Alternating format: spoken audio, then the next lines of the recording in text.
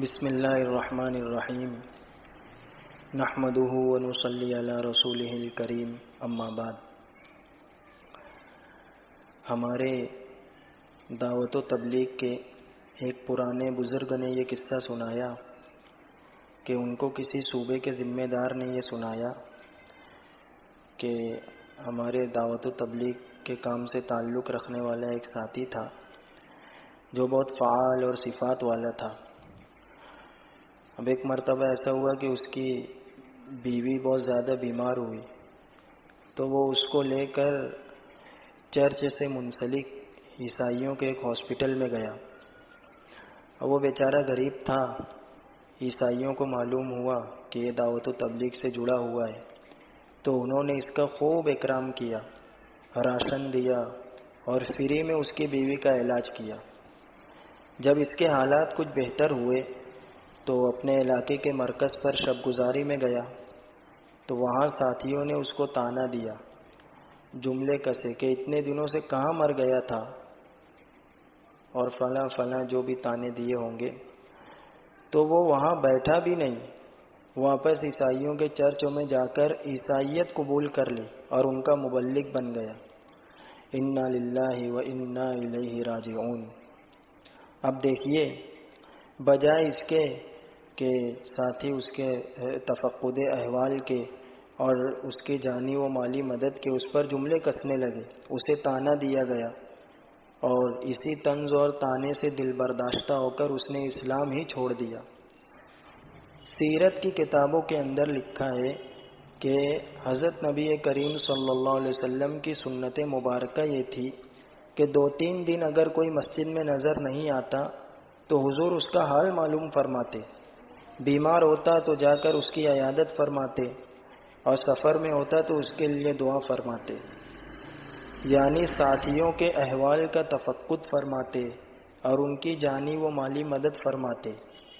علامہ شامی رحمۃ اللہ علیہ نے لکھا ہے کہ مکہ مکرمہ میں جب قحط پڑا تو حضرت نبی کریم صلی اللہ علیہ وسلم نے 500 دینار کہتے ہیں سونے کی اشرفیوں کو، مکہ مکرمہ بھیجا اور فرمایا کہ اسے ابو سفیان اور صفوان کو دے دینا، یہ دونوں مکہ میں سردار تھے، کہ وہ فقراء مکہ اور حاجت مندوں میں تقسیم کر دیں۔ تو ضرورت اور پریشانی کے موقع پر حضرت نبی کریم صلی اللہ علیہ وسلم نے اپنی جان کے دشمنوں اور خون کے پیاسوں کی مالی مدد فرمائی، لیکن ہمارا حال یہ ہے کہ ہم اپنے ساتھیوں کا تفقد کر کے ان کی مالی مدد کرنے کے لیے تیار نہیں۔ اس کی وجہ سے ساتھی ٹوٹ جاتے ہیں، کوئی حالات میں گرتے ہیں، نہ ان کے حال کا تفقد کیا جاتا ہے نہ ساتھیوں کی کوئی مدد کی جاتی ہے۔ اس کی وجہ سے وہ حال اس پر ایسا غالب ہوتا ہے کہ وہ کام سے رہ جاتا ہے۔ تو ساتھیوں کا تفقد کرنا اور ان کی مدد کرنا یہ بھی حضرت نبی کریم صلی اللہ علیہ وسلم کی عظیم الشان سنت ہے۔ اب کسی ضرورت مند کے کام آنا اور ان کی مدد کرنا، حدیثوں میں اس کی بڑی فضیلت آئی ہے۔ شمائل کبریٰ 4 جلد کے اندر حدیث شریف ہے کہ حضرت نبی کریم صلی اللہ علیہ وسلم نے فرمایا کہ جو اپنے بھائی کی ضرورت پوری کرنے میں چلے اسے ہر قدم پر 70 نیکیاں ملے گی، 70 گناہ معاف ہوں گے، اور اگر ضرورت پوری ہو گئی تو گناہوں سے ایسا پاک ہوگا جیسے آج ہی اس کی ماں نے اس کو جنا ہے، اور اگر اس دوران موت آ گئی تو شہید مرے گا اور بلا حساب جنت میں داخل ہوگا۔ سبحان اللہ، کتنی بڑی فضیلت ہے۔ دوسری حدیث شریف میں ہے کہ جو اپنے بھائی کی ضرورت پوری کرنے میں لگتا ہے خدا اس کی ضرورت پوری کرنے میں لگتا ہے۔ تو ہمارا جو یہ دین ہے یہ سراسر خیر خواہی ہی سکھاتا ہے۔ حدیث شریف میں ہے کہ الدین النصیحہ، دین تمام مخلوق کے ساتھ خیر خواہی کا نام ہے۔ حضرت تھانوی رحمۃ اللہ علیہ فرماتے ہیں کہ ایک زمانہ ایسا تھا کہ میں تمام مخلوق کے لیے دعا کرتا تھا، کہ جانوروں کے لیے بھی کرتا تھا، چونٹیوں کے لیے کرتا تھا، مچھلیوں کے لیے کرتا تھا، اور ساری دنیا کے کافروں کے لیے دعا کرتا تھا اللہ ان کو ہدایت دے دے، ایمان دے دے۔ ایمان والوں کے لیے دعا کرتا تھا اللہ ان کو تقوی دے دے۔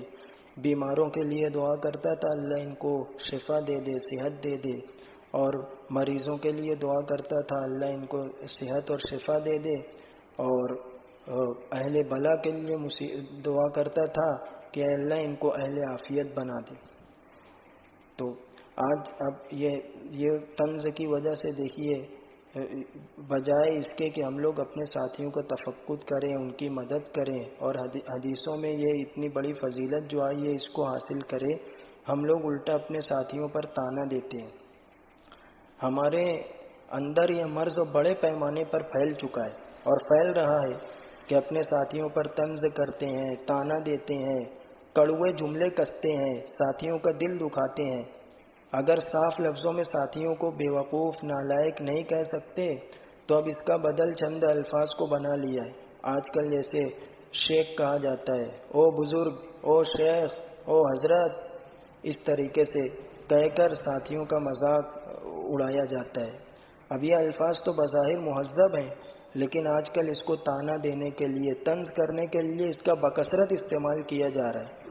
کبھی کہتے ہیں او دامت برکاتہم، او مدث اللہ العلی وغیرہ، یعنی ان الفاظ کے ذریعے ساتھیوں کو طعنہ دیا جا رہا ہے۔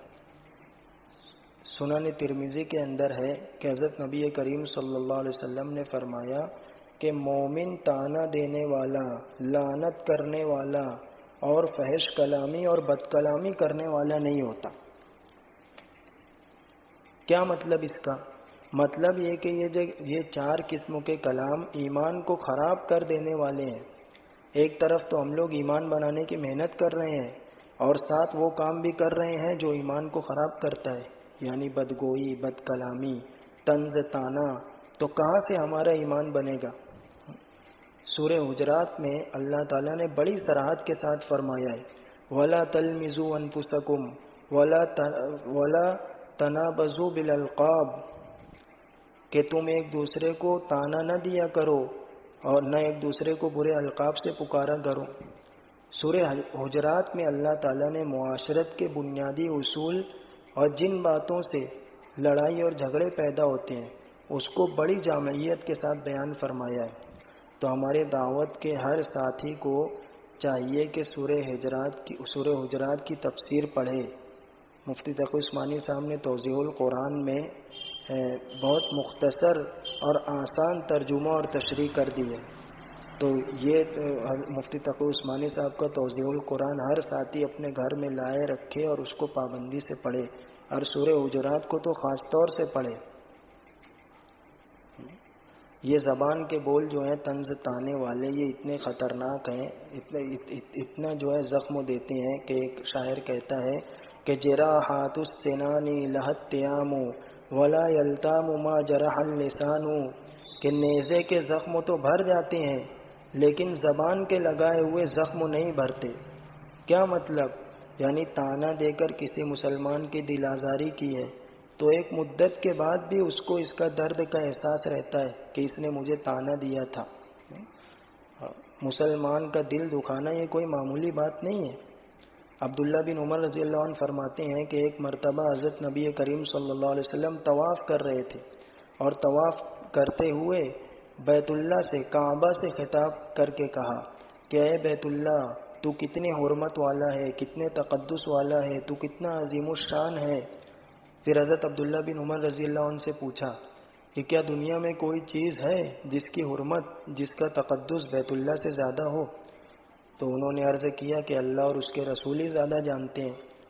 تو حضور نے فرمایا کہ میں تمہیں ایک چیز بتاتا ہوں جس کی حرمت اس بیت اللہ کی حرمت سے بھی زیادہ ہے، وہ ہے ایک مسلمان کی جان، اس کا مال اور اس کی آبرو۔ اگر ان میں سے کسی چیز کو کوئی شخص ناحق نقصان پہنچاتا ہے تو وہ شخص کعبہ ڈھانے والے کی طرح ہے۔ علماء ربانیین نے لکھا ہے کہ دل کو اللہ تعالیٰ نے اپنی محبت کے لیے بنایا ہے۔ یہ دل تجلی گاہ ربانی ہے، اللہ تعالیٰ کی جلوہ گاہ ہے۔ تو ایک مومن کے دل کو توڑنا در حقیقت اللہ جل شانہ کی جلوہ گاہ پر حملہ کرنا ہے، الیاذ باللہ تعالی۔ مولانا جلال الدین رومی رحمۃ اللہ علیہ فرماتے ہیں، دل بدست آور کے حج اکبر است، یعنی کسی مسلمان کے دل کو تھامنا یہ حج اکبر کا ثواب رکھتا ہے، یعنی کسی کو تسلی دے دینا، اور اس کے برخلاف تانا دینا، طنز کرنا، یہ دل کو توڑنا ہے اور یہ گناہ کبیرہ ہے۔ حضور اکرم صلی اللہ علیہ وسلم کی ایک مشہور حدیث ہے، اس میں ہم لوگ غور کریں، صرف بیان نہ کریں بلکہ اس میں غور کریں۔ حضور نے پوچھا کہ میری امت کا مفلس کون ہے؟ تو صحابہ نے جواب دیا کہ جس کے پاس مال نہ ہو وغیرہ وغیرہ۔ تو حضرت نبی کریم صلی اللہ علیہ وسلم نے فرمایا کہ میری امت کا مفلس وہ شخص ہے جو قیامت کے دن پہاڑ جیسی نیکیاں لائے گا، لیکن کسی کو گالی دی ہوگی، کسی کو تانا دیا ہوگا، کسی پہ طنز کیا ہوگا، کسی کا دل دکھایا ہوگا، کسی کی غیبت کی ہوگی، کسی کا مال کھایا ہوگا، یعنی مختلف طریقے سے دوسروں کا حق مارا ہوگا، تو صاحب حق آ کر اپنے حق کا سوال کریں گے اور اس کے بدلے اس کی نیکیاں لے جائیں گے۔ پھر بھی حق باقی ہوگا تو صاحب حق کے گناہ اس کے سر پر ڈالے جائیں گے۔ آج طنز تانا کرتے اچھا لگتا ہے، اس کو ہم لوگ بہت عقل مندی اور بہادری اور فخر سمجھتے ہیں، کسی مسلمان کی مذاق اڑاتے ہوئے خوشی اور فخر محسوس کرتے ہیں، لیکن کل قیامت میں ہماری عبادات، ہمارے چلے، 4 ماہ گشت، سب وہ صاحب حق جس پر طنز کیا تھا، جملے کسے تھے، وہ لے کر چلا جائے گا۔ اور اگر ہماری نیکیاں ختم ہو گئی تو ان کے گناہ ہمارے سر کے اوپر ڈال دیے جائیں گے۔ کبھی چوری نہیں کی لیکن صاحب حق کی چوری اس کے نامہ اعمال میں آ جائے گی۔ زنا کبھی نہیں کیا لیکن کسی کا دل دکھایا تھا، اس کے بدلے میں اس کے زنا کا وبال اس کے سر میں، اس کے اعمال نامے میں ڈال دیا جائے گا۔ اس لیے ابھی سے توبہ کر لیں کہ ہم جو ہے کسی کا جو ہے دل نہیں توڑیں گے۔ یہ جو طنز تانے اور غیبت وغیرہ کڑوے بول ہماری زبان سے نکلتے ہیں، اس کی 2 بنیادی وجہ ہوتی ہے۔ بہت ساری وجوہات ہیں، یہ 2 وجہ ابھی بیان کی جا رہی ہے۔ ایک تو حسد، یہ بہت آج ہمارے ساتھیوں کے اندر پیدا ہو گیا ہے۔ حسد کس کو کہتے ہیں؟ کسی کو کوئی امتیازی نعمت اللہ نے دی ہے، کسی کو مال زیادہ دیا ہے، علم دیا ہے، عہدہ دیا ہے، عزت دی ہے، شہرت دی ہے، یا کوئی تقریر اچھی کر لیتا ہے، تحریر اچھی لکھ لیتا ہے، تو یہ ساری امتیازی نعمت دیکھ کر دل ہی دل میں اس سے جلتے ہیں، کڑتے ہیں، اس کی نعمت کے زوال کی تمنا کرتے ہیں۔ اب یہی دل کا حسد ہوتا ہے جو زبان پر طنز و تانے اور کڑوے بول کی شکل میں ظاہر ہوتا ہے۔ یہ اتنا برا مرض ہے کہ حدیث شریف میں فرمایا گیا کہ حسد حاسد کی نیکیوں کو اس طرح کھا جاتا ہے جیسے آگ لکڑی کو کھا جاتی ہے۔ امام غزالی رحمۃ اللہ علیہ نے لکھا ہے کہ حسد بہت بڑا گناہ ہے، اور اگر غور کرو تو یہ نظر آئے گا کہ حسد کرنے والا اللہ کی تقدیر اور اللہ کی تقسیم پر اعتراض کر رہا ہے۔ کیا مطلب؟ مثلا یہ کہ فلاں کو اللہ میاں آپ نے یہ نعمت کیوں دی، فلاں کو مجھ سے آگے کیوں بڑھا دیا، فلاں کو آپ نے مال کیوں دے دیا، فلاں کو آپ نے اتنی اچھی تقریر کی صلاحیت کیوں دے دی۔ تو یہ حاسد اللہ کی تقسیم اور اللہ کی تقدیر پر اعتراض کر رہا ہے۔ اللہ تعالیٰ ہم سب کی حفاظت فرمائے۔ ذرا سوچے تو کتنی خطرناک بات ہے یہ۔ اسی مضمون کو حضرت مولانا شاہ محمد احمد پرتاپ گڑھی رحمۃ اللہ علیہ نے بہت اچھی طریقے سے اشعار میں بیان کیا۔ فرمایا کہ حسد کی آگ میں کیوں جل رہے ہو، کفے افسوس تم کیوں مل رہے ہو، خدا کے فیصلے سے کیوں ہو ناراض، جہنم کی طرف کیوں چل رہے ہو۔ بھائی اگر کسی کے پاس کوئی نعمت ہم دیکھیں، کوئی امتیازی نعمت اس کے پاس ہے، تو دل میں خوش ہونا چاہیے کہ ہمارا مسلمان بھائی ہے، اس کے پاس یہ نعمت ہے، اللہ اس میں برکت دے۔ اور اگر ہم کو وہ نعمت چاہیے تو ہم اس اللہ تعالیٰ سے دعا کریں کہ اللہ آپ نے میرے بھائی کو وہ نعمت عطا فرمائی ہے، آپ اپنی رحمت سے، اپنے فضل کرم سے مجھ کو بھی عطا فرما دیجیے۔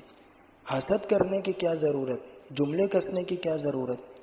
بھائی جس نے اس کو نعمت دی ہے اس سے آپ بھی مانگ لیجیے۔ کیوں حسد کر کے ہم لوگ اپنا نقصان کرتے ہیں اور دوسروں پر جملے کستے ہیں؟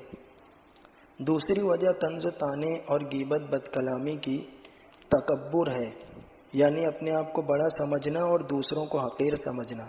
جب ہم اپنے کسی ساتھی کو کوئی غلطی میں مبتلا دیکھتے ہیں تو اس کو حقیر سمجھنے لگتے ہیں، اور اس کی غلطی کی اصلاح کی بجائے اس کی غلطی کی اصلاح بجائے شفقت و محبت سے کرنے کے اس پر طنز و طعنے کسنے لگتے ہیں.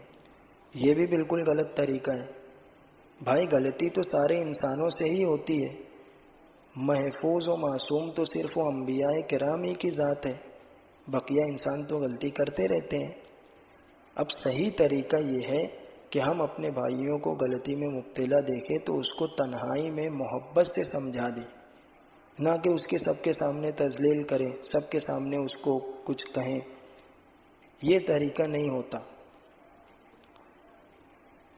حدیث میں ہے المؤمن مرآت المومن، مومن مومن کا آئینہ ہے.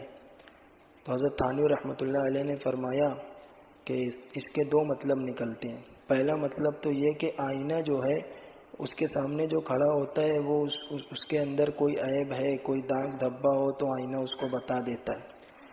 اور دوسرا یہ کہ یہ بھی نقطہ نکلتا ہے کہ آئینہ جو ہے جس کے اندر عیب ہے اسی کو بتاتا ہے، دوسرے کو جا کر نہیں بتاتا.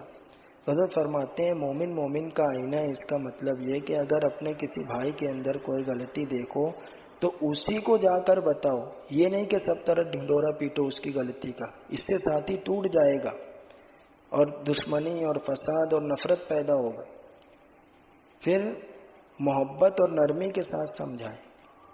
جب اللہ تعالیٰ نے موسیٰ علیہ السلام اور ہارون علیہ السلام کو فرعون کے پاس دعوت دینے کے لیے بھیجا تو ارشاد فرمایا فَقُولَا لَهُ قَوْلًا لَيِّنًا لَعَلَّهُ يَتَذَكَّرُ أَوْ يَخْشَىٰ، کہ تم دونوں اس سے نرم گفتگو کرنا، شاید کہ وہ نصیحت حاصل کرے یا ڈر جائے. تو مفتی شفیع عثمانی رحمۃ اللہ علیہ فرماتے ہیں کہ آج تم موسیٰ علیہ السلام سے بڑے مسلح نہیں ہو سکتے اور تمہارا مخاطب فرعون سے بڑا گمراہ نہیں ہو سکتا. تو وہ فرعون جس کے بارے میں اللہ تعالیٰ کو معلوم تھا کہ یہ ایمان قبول نہیں کرے گا اور یہ کفر پر ہی مرے گا، لیکن اس کے باوجود موسیٰ علیہ السلام کو کہا جا رہا ہے کہ اس سے نرمی سے بات کرنا. تو ہمہ شمہ کس قطار میں؟ اس آیت میں دعوت دینے کا طریقہ سکھلایا گیا ہے کہ نرمی سے دعوت دو، نرمی سے دوسروں کو سمجھاؤ. بات کرنا ہو تو نرمی سے کرو. اور ہم لوگ جو ہیں ساتھیوں کو تان و تشنیع دیتے ہیں اور ان پر جملے کستے ہیں، تو یہ طریقہ تو نہیں ہوتا لوگوں سے بات کرنے کا. تو ساتھیوں کو تان و تشنیع اور تانے دینے کے پیچھے جو ہے دل کے اندر چھپی ہوئی حقارت اور تکبر بھی ہوتا ہے. علامہ شبیر احمد عثمانی رحمۃ اللہ علیہ فرماتے ہیں کہ حق بات حق نیت سے حق طریقے سے کہیں تو کبھی فتنہ اور فساد اور نقصان نہیں ہوتا. یعنی 3 شرطیں بتائی ہیں کہ بات بھی حق ہو، نیت بھی حق ہو، طریقہ بھی حق ہو. اور طنز طعنہ بد کلامی یہ حق طریقے کے خلاف ہے. تو اگر یہ طنزیہ انداز میں حق بھی کہا جائے گا تو سامنے والا اس کا مثبت اثر نہیں لے گا بلکہ الٹا منفی اثر ہوگا، وہ اور زیادہ ضدی ہو جائے گا. تو یہ جو حسد، تکبر اور دوسروں کی تحقیر وغیرہ امراض، یہ سارے جو ہیں یہ امراض باطنی ہیں. ان کا علاج خانقاہوں میں مشائخ کے پاس کیا جاتا ہے. ہمارے ایک پرانے بزرگ نے فرمایا کہ یہ جو امراض ہمارے دلوں میں پیدا ہو گئے ہیں جس کے نتیجے میں ہماری زبانوں سے کڑوی طنز آمیز جملے نکل رہے ہیں، یہ سب خانقاہوں سے دوری کا عذاب ہے. ہمارے ساتھیوں کو چاہیے کہ مشائخ سے اپنا اصلاحی تعلق قائم کریں اور اس قسم کے منفی اثرات جب اپنے اندر دیکھیں تو اپنے مشائخ سے رجوع کر کے ان کا علاج کروائیں. اب میں بات کو سمیٹتا ہوں کہ ہمارے ساتھی طنزیہ انداز بالکل چھوڑ دیں. اس سے ہمارا بھی اور دوسروں کا بھی نقصان ہو رہا ہے، ہمارے کام کا نقصان ہو رہا ہے. ہمارے ساتھی ٹوٹ رہے ہیں تنقیدوں کی وجہ سے، عملہ بکھر رہا ہے، فکریں منتشر ہو رہی ہے. صرف زبان کے کڑوے بول کی وجہ سے یہ سب کچھ ہو رہا ہے. کسی نے کہا کہ تو برائے وصل کردن آمدی نے برائے فصل کردن آمدی، کہ تو جو ہے جوڑنے کے لیے بھیجا گیا ہے، توڑ پیدا کرنے کے لیے نہیں بھیجا گیا. ہم اپنے ساتھیوں سے اخلاق اور محبت سے پیش آئیں. اگر ہمارے غلط بول اور طنز کی وجہ سے ایک آدمی بھی کام سے اور دین سے دور ہو گیا تو ہم قیامت والے دن اللہ تعالیٰ کو کیا جواب دیں گے؟ اب یہ چند باتیں جو ہیں ذہن میں آئی ہے، امید ہے کہ ساتھی اس کو سنجیدگی سے لیں گے اور اپنے اخلاق کو درست کرنے پر توجہ دیں گے۔ ہمارے بہت پرانے ساتھی ہیں یہ کہ انہوں نے سنایا کہ حضرت جی مولانا انعام الحسن رحمۃ اللہ علیہ نے پرانوں کے مجمع سے یہ فرمایا تھا کہ جماعتیں خوب نکل رہی ہو، عملہ بڑھ رہا ہو، لیکن ساتھیوں میں صفات نہیں آ رہی تو کام تنزلی پر ہے، اور جماعتیں بالکل نہیں نکل رہی ہیں، عملہ بھی نہیں بڑھ رہا ہے، لیکن ساتھیوں میں صفات آ رہی ہے تو کام ترقی کر رہا ہے۔ اس سے معلوم ہوا کہ ہمارا کام تو اصل اپنے اور اپنے ساتھیوں میں صفات اور اچھے اخلاق پیدا کرنے کا ہے، صرف وہ جماعتیں نکالنا، صرف وہ عملہ بڑھانا ہمارا مقصد ہے ہی نہیں۔ اس لیے ہمارے ساتھی جو ہے اس کو سنجیدگی سے لیں۔ بہت بہت نقصان ہو رہا ہے ہمارے ساتھی جو ہے ٹوٹ رہے ہیں، نہ جانے کتنے لوگ ہمارے ہاتھ سے نکل گئے صرف ہماری تنقیدوں کی وجہ سے۔ اس لیے جو ہماری زبان کے غلط بول ہیں اس پر ہم لوگ قابو پائیں، ورنہ یہ کیا اس سے کتنے پتہ نہیں ساتھیوں کے دل پہ زخم لگ جائے، ساتھی ٹوٹ جائے۔ اب کیا قیامت کے دن کس طریقے سے ہم اللہ تعالیٰ کو منہ دکھائیں گے، جبکہ ہماری بد اخلاقی کی وجہ سے، بد کلامی کی وجہ سے ہم نے بجائے کام کے قریب کرنے کے دور کر دیا ساتھیوں کو۔ تو یہ جو واقعہ سنایا گیا ہے شروع میں بہت عبرت کا واقعہ ہے۔ ہم لوگ اپنے ساتھیوں کے احوال کا تفقد کریں اور ان کی جو بھی مجبوری ہے، پریشانی ہے، اس کو دور کرنے کی کوشش کریں، اور محبت سے، میٹھی زبان سے اپنے ساتھیوں سے بات چیت کریں اور تان و تشنی سے اپنے آپ کو بچائیں۔ اللہ تعالیٰ ہم سب کے اخلاق کو درست فرمائے اور اللہ تعالیٰ ہم سب کو اپنا جائزہ لینے کی توفیق عطا فرمائے۔